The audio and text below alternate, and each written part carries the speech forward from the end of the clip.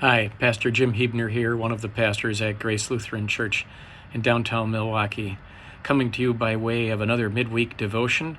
And I think I can tell by the way this is being filmed, when you put the video selfie on, then the logo on the shirt gets reversed. So, so if I'm backwards to you, that's fine. At least you can see and hear. I'd like to share with you something rather significant and important today, and it comes to me because of situations that I've faced, and I'm sure situations you've faced, as something important for us to consider. And it's not anything to do right now directly with the COVID situation or coronavirus.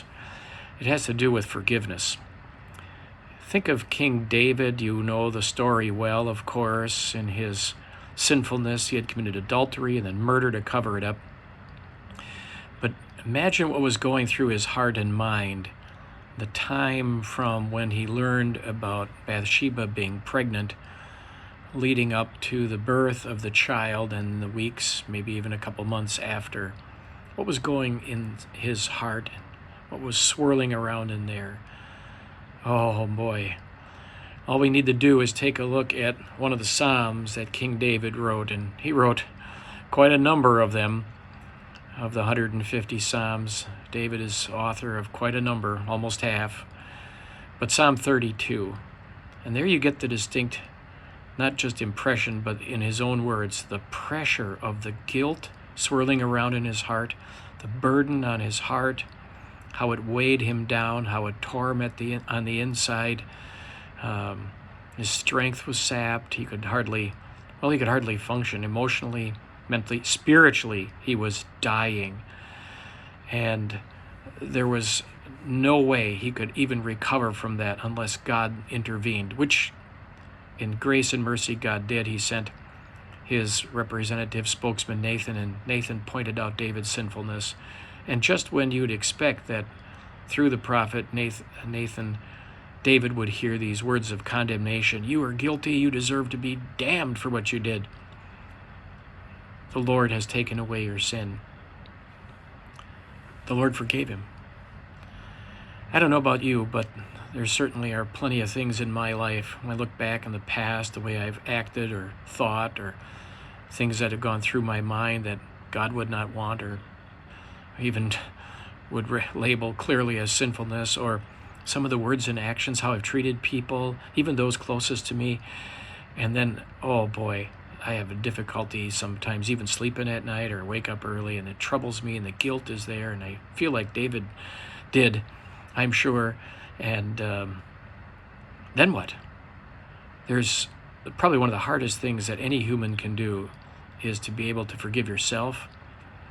But whether it's longing for forgiveness from someone you've hurt, or even forgiving yourself, it's impossible unless God first forgives you and forgives me. And he does. That's a miracle. It's all because he's God, and he can do miracles. And he did the greatest one, in sending his son into the world to take on human flesh, to pay for all of my sins and yours, and guarantee forgiveness by coming out of the tomb alive. He's not still paying for sins, dead in a tomb somewhere. No, it is finished, he said on the cross, and then proved it by coming alive. That forgiveness is for me, and I need it so desperately. And that forgiveness is for you.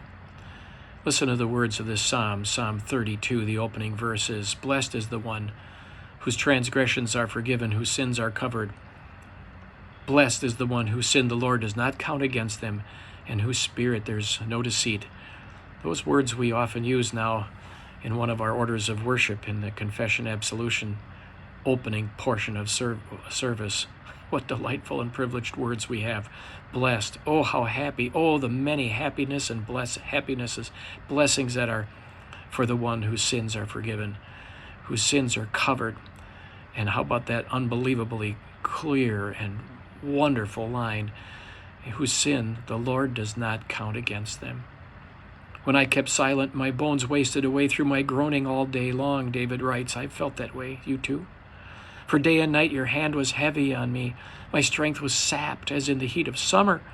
Then I acknowledged my sin to you and did not cover up my iniquity. I said, I will confess my transgressions to the Lord. Confession, laying it out in front of God, in front of those we've hurt, so important.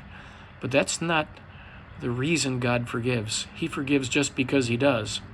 Obviously, God wants us to confess and be honest about our sinfulness to him. But our confessing doesn't cause him to love us or forgive us. He just forgives and loves.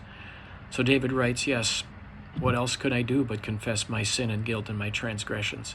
And then this amazing statement, Lord, you forgave the guilt of my sin.